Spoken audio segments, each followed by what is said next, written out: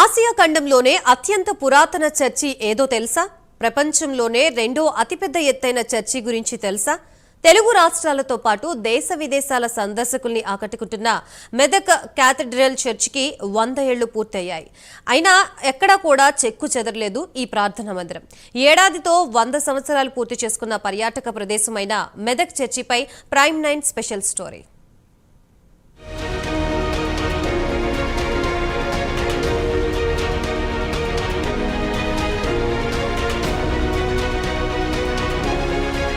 మెదక్ చర్చి శతవసంతాలు పూర్తి చేసుకుని ఉత్సవాలకు సిద్ధమవుతుంది.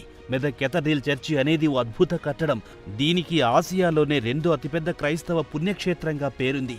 ఈ మెదక్ చర్చి 175 అడుగుల ఎత్తు, 100 అడుగుల వెడల్పుతో టీవీగా కనిపించే ఈ చర్చిని భారతీయ విదేశీ కళా నైపుణ్యాలున్నవారు నిర్మించారు. 2 అంతస్తులో నిర్మించిన ఈ కట్టడం శిఖరం 100 ఏళ్లు పూర్తయిన చెక్కు చెదరకుండా ఉండడం విశేషం. నిర్మాణం పటిష్టంగా ఉండేందుకు ఆనాడు భారతీయ పురాతన పద్ధతులను అనుసరించారు. రంగురంగుల గాజు ముక్కలతో చర్చి లోపలి భాగంలో ఏర్పాటు చేసిన పెయింటింగ్స్ ప్రధాన ఆకర్షణగా నిలుస్తాయి. యేసుక్రీస్తు పుట్టుక, శిలువ వేయడం, ఆరోహణం ఇవన్నీ పెయింటింగ్స్ లో కనిపిస్తాయి. విశేషమేమిటంటే ఇవన్నీ ఒకే గాజుపై వేసినవి కాదు.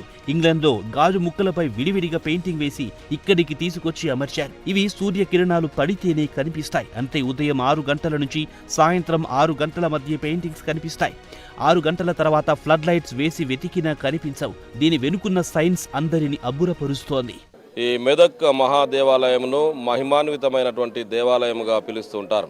ఎందుకంటే ప్రజలు ఇక్కడికి వచ్చి వారి కోరికలు, వారి యొక్క ప్రార్థన విన్నపాలు దేవునికి తెలియజేయగానే దేవుడు తన సన్నిధిలో అంగీకరించి వారికి కోరికలను సిద్ధింపజేస్తున్నాడు.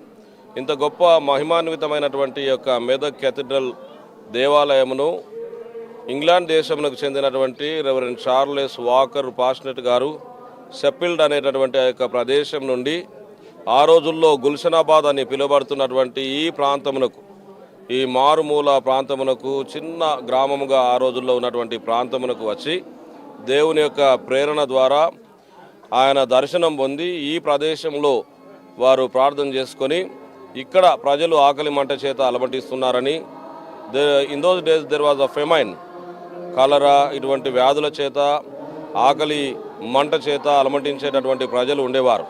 అటువంటి ప్రజలకు నేను ఏమైనా చేయగలనా అన్నప్పుడు దేవుడు ప్రేరణ కలిగించాడు. ఫుడ్ ఫర్ ది వర్క్ కింద, అనగా వారి ఆకలిని, వారి దాహార్తిని తీర్చు పని చేయమని దేవుడు ప్రేరణ కలగజేశాడు.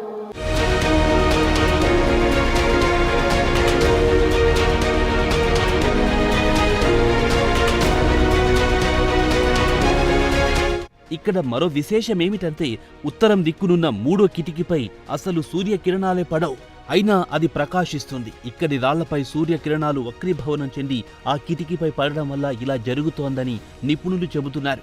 చర్చి నిర్మాణంలో వాడిన మార్బుల్స్ ను ఇంగ్లాండ్, ఇటలీ నుంచి తీసుకొచ్చారు. చర్చి లోపల రీసౌండ్ రాకుండా నిర్మాణంలో జాగ్రత్తలు తీసుకున్నారు. శాంతికి, పవిత్రతకు నిలయమైన ఈ క్యాథడ్రల్ చర్చికు ఇంకా అనేక ప్రత్యేకతలున్నాయి. చర్చి నిర్మాణానికి కేవలం రాతి, డంగు సున్నాన్ని మాత్రమే వాడారు. పిల్లర్లు, భీములు లేకుండా 2 అంతస్తులతో విశాలమైన ప్రార్థనా మందిరాన్ని, శిఖరాన్ని నిర్మించడం నాటి పనితనానికి అద్దం పడుతోంది. 200 అడుగుల పొడుగుతో సువిశాలమైన చర్చి చూపరులను ఇట్టే కట్టి పడేస్తోంది. ఈ యొక్క రాష్ట్రానికే పేరు వన్నె తెచ్చినటువంటి మహాదేవాలయం ఇది. ఈ దేవాలయంలో మేము ఈరోజు ఈ 100 సంవత్సరాలను పురస్కరించుకొని మేము ఒక ఉత్సాహ పండుగ జరుపుకోవచ్చు. ఈ దినాన ఆ పాస్నెట్ దొరగారి యొక్క 3వ జనరేషన్ కుటుంబాలు మా మధ్యలో ఈ యొక్క ఉత్సవాన్ని జరపడానికి మా మధ్యలో ఉన్నారు. దానికి కూడా మేము ఎంతో సంతోషిస్తున్నాము.